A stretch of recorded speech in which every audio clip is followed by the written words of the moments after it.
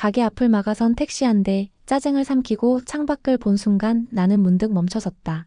텅 빈 눈으로 조용히 고개를 떨군 기사님, 그리고 그 모습에서 떠오른 현관에 주저앉아 졸던 아버지. 그날 나는 커피 한 잔과 쿠키 몇 개를 들고 밖으로 나갔다. 그 작은 행동이 이렇게까지 삶을 바꿔놓을 줄은 몰랐다. 누군가의 하루를 붙잡은 커피, 말을 건네는 단지, 그리고 메모 하나하나에 깃든 온기. 이곳은 이제 말을 잃은 사람들이 말을 되찾는 곳이 되었다. 그리고 나 역시 누군가의 말 한마디에 구원받았음을 깨달았다. 그럼 오늘의 사연 시작하겠습니다. 가게 문을 열자마자 나는 딱딱하게 굳은 채 멈춰섰다. 내 가게 정면을 떡하니 막고 선 택시 한 대 때문이었다. 길을 가로막아 놓고 미동도 없는 차량, 처음엔 그저 또 한숨부터 나왔다. 겨우 아침 준비를 끝내고 첫 손님을 맞이할 채비를 하던 참이었는데 저 차 한 대 때문에 손님이 들어올 틈이 없게 생긴 거였다. 처음엔 클락션이라도 울릴까 하다가 그래봤자 기분만 더 상할 것 같아 조용히 창가로 다가갔다. 그리고 그때 이상하리만치 움직이지 않는 운전석에 사람을 보게 됐다. 그 사람 기사님은 고개를 푹 숙인 채 완전히 굳어 있었다. 너무 조용해서 순간 숨이 멎은 줄 알았다. 무슨 일이 있나 싶어 눈을 더 가까이 가져가 봤다. 표정이 너무 이상했다. 텅 빈 눈, 풀린 초점, 누가 봐도 정신이 가출한 얼굴이었다. 그저 피곤한 사람이라기엔 그 침묵이 너무 길고 무거웠다. 점점 심장이 불안하게 뛰기 시작했다. 그러다 문득 이상하게도 아버지 얼굴이 떠올랐다. 밤낮 없이 일하시고는 현관 앞에서 신발도 벗지 못한 채 그대로 주저앉아 졸던 그 모습. 한겨울 코끝이 시리게 추운 날에도 좀만 더 하고 일터로 나가시던 아버지의 구부정한 뒷모습.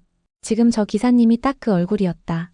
나는 더는 못 참고 카운터 위에서 방금 내놓은 따뜻한 아메리카노 한 잔과 쿠키 몇 개를 봉지에 담아들고 가게 문을 박차고 나왔다. 기사님, 이거요, 잠깐만 드세요. 그는 너무 놀란 눈으로 나를 봤다. 그러더니 손사래를 치며 고개를 내저었다. 아니에요, 괜찮습니다. 아, 죄송합니다. 가게 안 막아서 민폐였죠. 그런 말이 아니었는데. 나는 허리를 굽혀 봉지를 기사님 무릎에 얹으며 조용히 말했다. 괜찮습니다. 꼭 좀 드세요. 아버지 생각이 나서요. 한참을 그렇게 주저하다가 결국 그는 고맙다며 조용히 커피를 받았다. 나는 마음이 놓이지 않아 차가 출발할 때까지 멀찍이 떨어져 지켜봤다. 하지만 그는 곧 시동을 걸고 부드럽게 출발했다. 이제 좀 정신이 드신 건가? 그제야 나도 안도의 한숨을 내쉬고 다시 가게 안으로 들어왔다.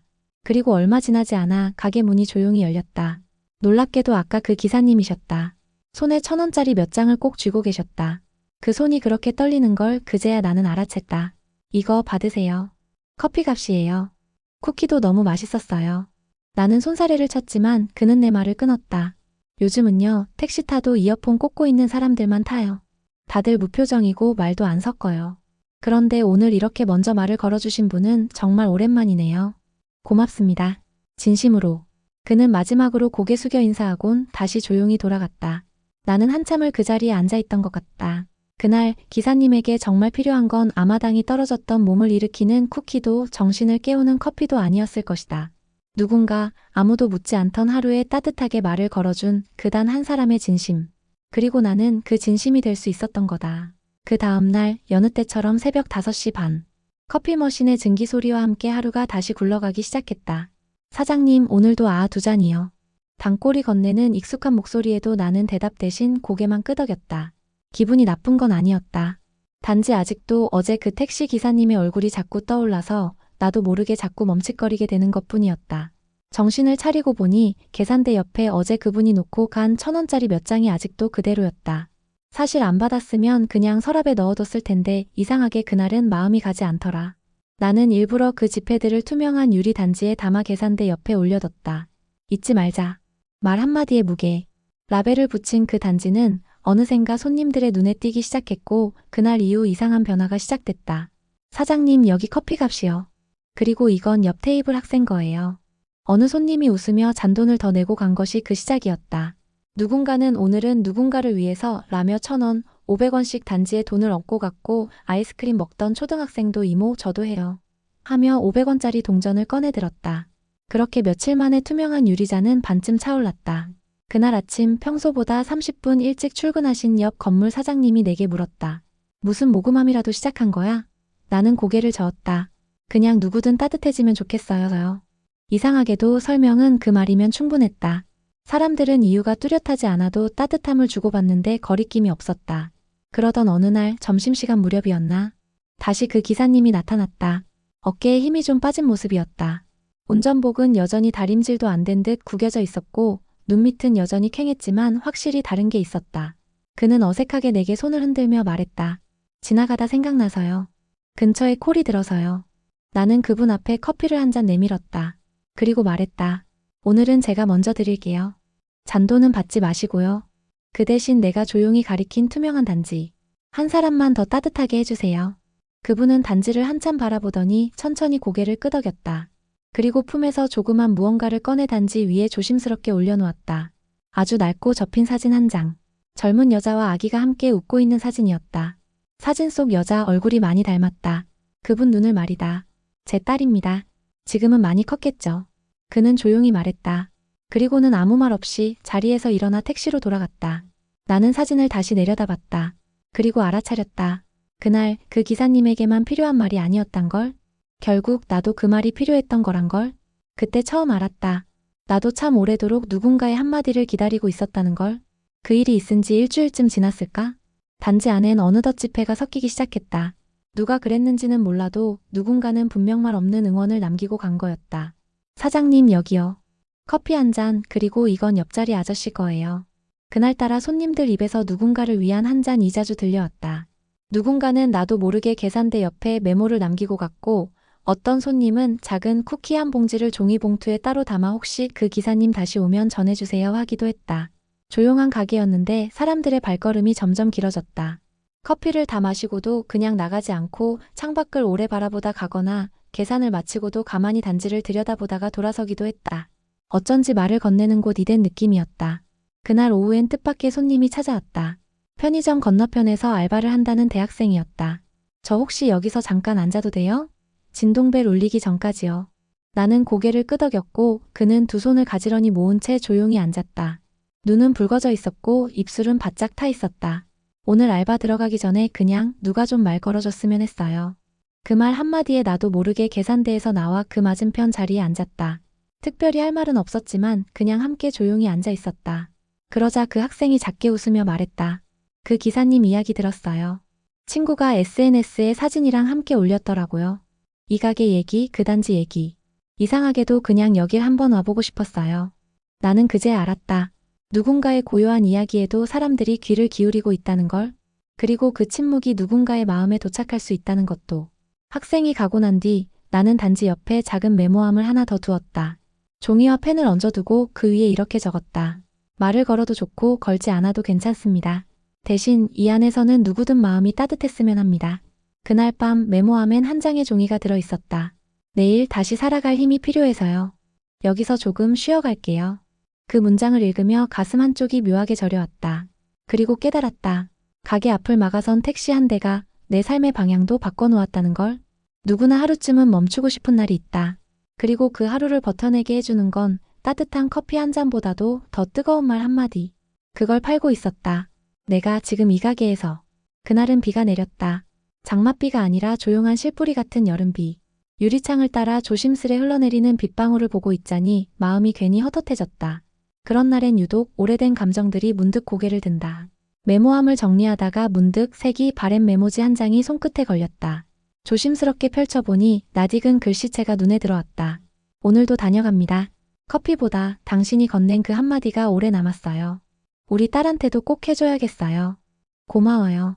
날짜를 보니 첫눈이 내렸던 날이었다. 그날 아침 일찍 다녀간 기사님.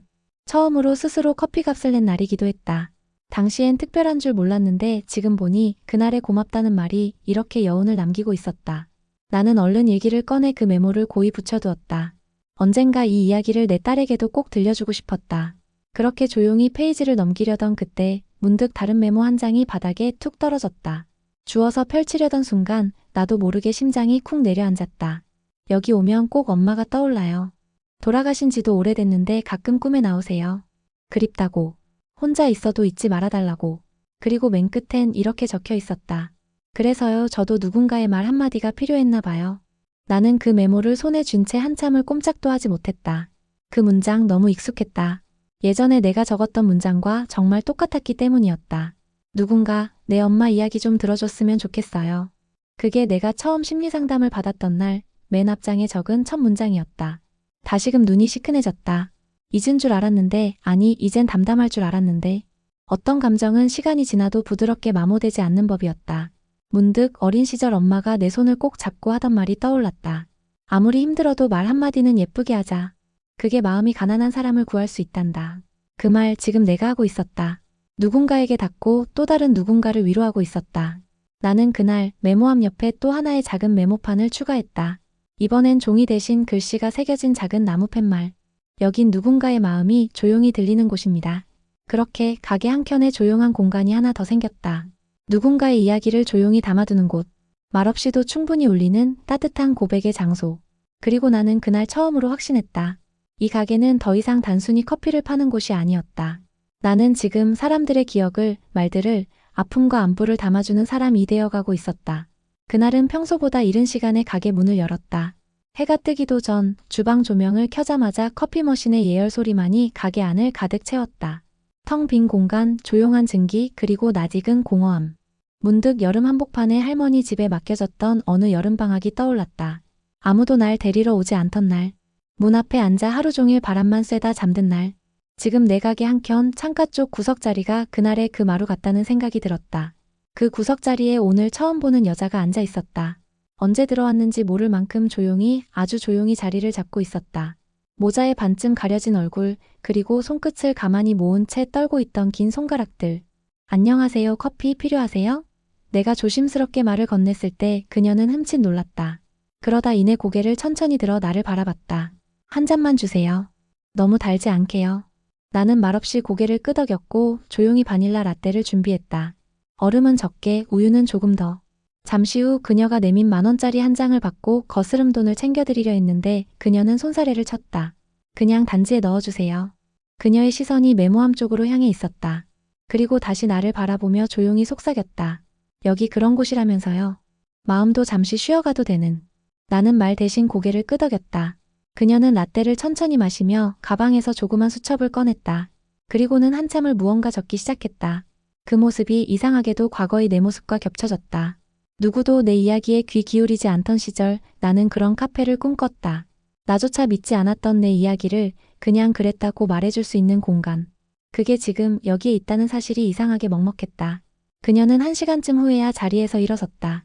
자리엔 바닥까지 비운 커피잔과 함께 반으로 접힌 메모 한 장이 놓여 있었다.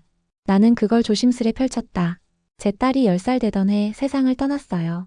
그리고 저는 매해 그날 어디론가 숨어버립니다. 올해는 여기였어요. 그래서 고맙습니다. 말 걸어주셔서. 나는 메모를 붙잡은 채 한참을 움직이지 못했다. 무언가가 안에서 툭 하고 부러지는 기분. 어느새 팔뚝에 돋은 소름을 쓸어내리며 나는 가만히 중얼거렸다. 여기도 그런 사람 한 명 있었어요. 그녀가 다녀간 자리 앞에 조용히 메모지 한 장을 더 붙였다. 당신의 자리는 늘 이 자리에 준비되어 있습니다. 말을 해도 좋고 하지 않아도 괜찮아요. 대신 오늘은 덜 외롭길. 그날 하루 나는 어떤 손님에게도 커피값을 받지 않았다. 모두의 컵에 따뜻한 말 한 모금씩을 담아 건넸다. 내가 오래전 잃어버린 무언가가 조금은 복구되는 기분이었다. 그날은 특별한 날도 기념일도 아니었다. 하지만 이상하게 가게 안에선 커피잔보다 말이 먼저 오갔다. 하나둘 사람들이 서로에게 커피를 권하고 단지에 동전을 더했고 심지어 어떤 손님은 직접 구운 머핀을 상자째 맡기고 갔다. 사장님, 혹시 따뜻한 말이 필요한 사람 오면 이거 같이 드셔도 된다고 전해주세요. 나는 그 상자를 조심스럽게 들여다봤다. 달콤한 시나몬 향기. 그 순간 숨겨둔 상자 하나가 머릿속을 스쳤다. 내 옷장 맨 아래 서랍 안. 잊은 척 덮어둔 아버지의 유품. 커피 원두가 든 봉투, 편지 한 장, 그리고 손때 묻은 갈색 수첩. 어느 날 느닷없이 찾아온 작은 박스에 담겨온 것들이었다. 아버지 유품입니다. 라는 짧은 말만 덧붙여져 있었고 발신인은 없었다. 그때 나는 편지를 읽지도 않고 그대로 서랍에 넣었다. 보고 싶지 않았던 것이다. 버린 줄 알았던 기억. 내 이름을 끝내 불러주지 않았던 사람. 어린 나를 떠나 다른 가정을 꾸렸던, 그리고 몇 년 전병으로 세상을 떴다는 소식만 들려왔던 사람. 딸, 너는 잘 살아가고 있겠지. 그 편지의 첫 문장. 아버지의 글씨였다. 나는 수첩을 꺼내 읽기 시작했다.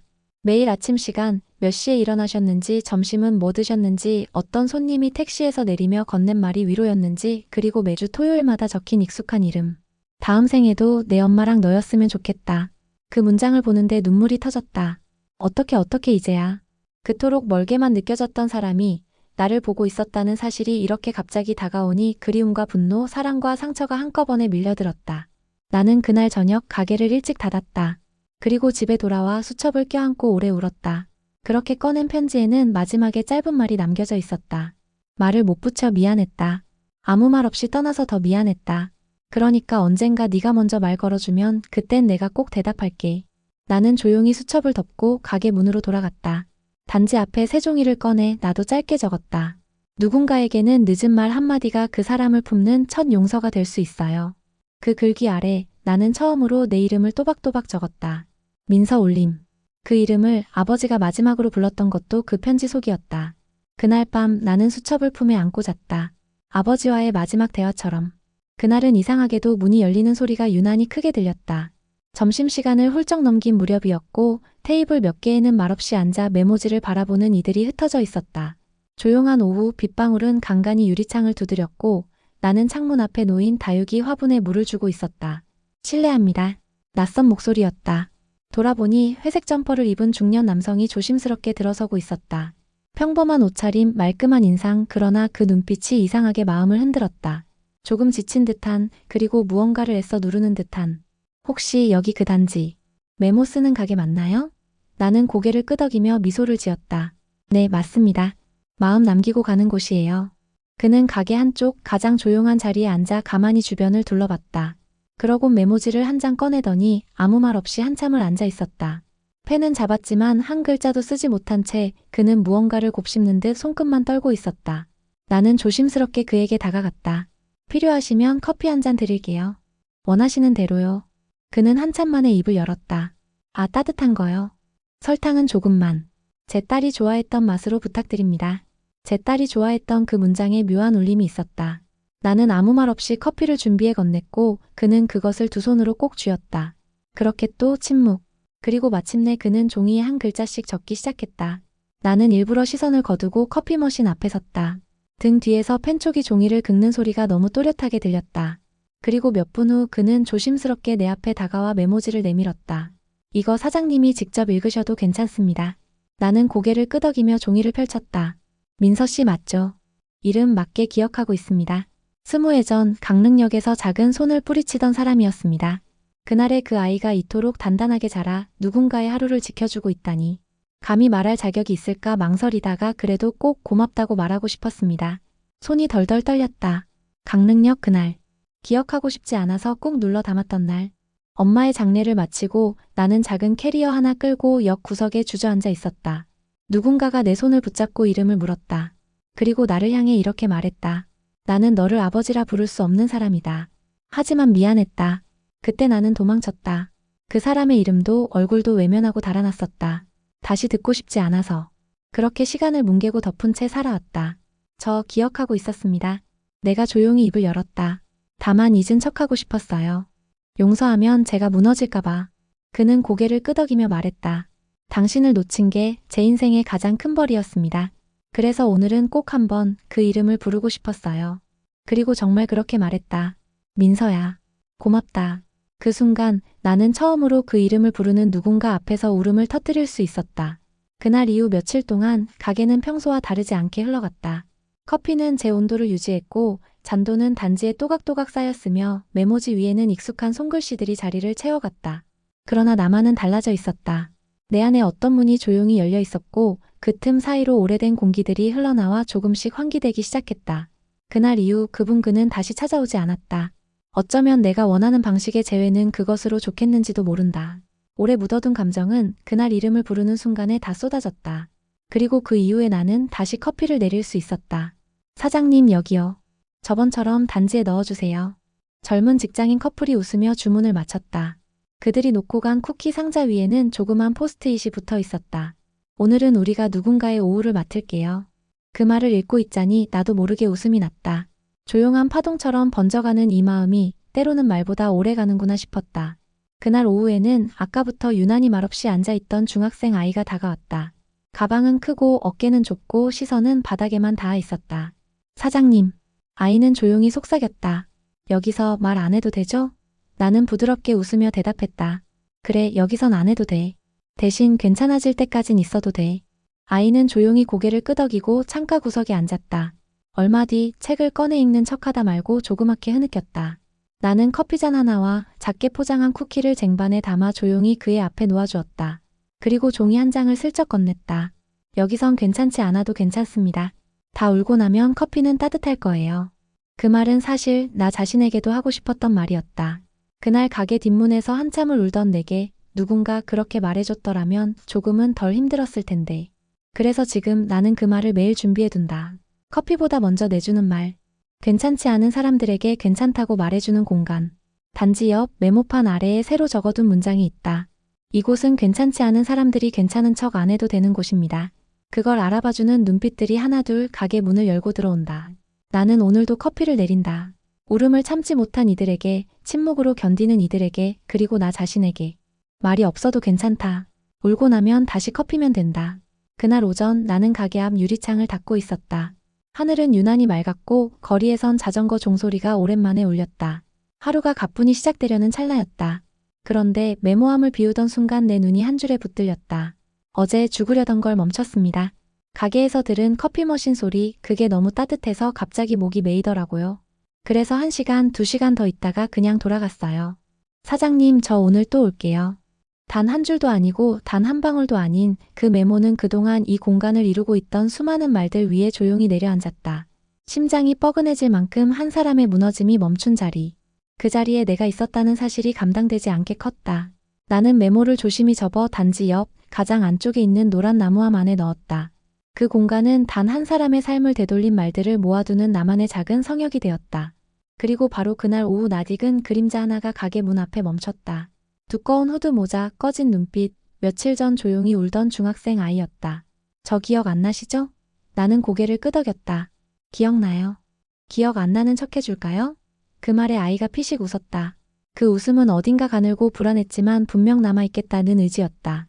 아이는 메모지를 하나 꺼내더니 커피보다 먼저 꾹 눌렀었다. 나중에 어른이 되면 이런 가게 하고 싶어요. 말 안 해도 다 들리는 가게. 나는 그 글귀를 천천히 읽고 아이에게 물었다. 그럼 사장님은 뭐가 되고 싶은데요? 아이는 고개를 갸웃하다가 조금 뒤 이런 말을 했다. 누군가한테 처음으로 말 걸어주는 사람이요. 그게 사장님 같아서요. 그 순간 나는 그 아이 앞에 조용히 커피 한 잔을 내려놓았다. 그리고 쿠키 한 조각을 곁들였다. 넌 이미 시작했어. 누군가에게 처음으로 마음을 남긴 거니까. 그 말에 아이는 또 한 번 작게 웃었다. 그러곤 커피를 꼭 쥐고 창밖을 바라보았다. 그날 해는 유난히 길었다. 그리고 나는 깨달았다. 이 작은 가게에서 매일 오가는 말 한마디, 그게 누군가에겐 삶의 방향을 바꾸는 지도였다는 걸. 누군가는 살기로 결심했고, 누군가는 용서를 배웠고, 누군가는 처음으로 사랑을 말했고, 나는 내가 누구인지 다시 알아가기 시작했다. 메모 하나로 사람 하나가 남는다. 그리고 나는 그 사람들을 계속 받아줄 준비가 되어 있었다. 그날은 일요일이었다. 평소보다 늦은 시간에 가게 문을 열었고, 오랜만에 에이프런을 하지 않았다. 오늘만큼은 나도 이 가게의 손님이 되고 싶었기 때문이다. 문을 열자마자 향이 확 올라왔다. 진한 콜롬비아 원두, 내가 가장 좋아하는 향.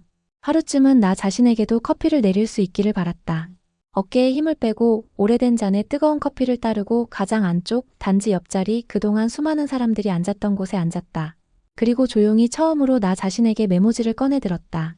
민서에게. 잘 버텼어.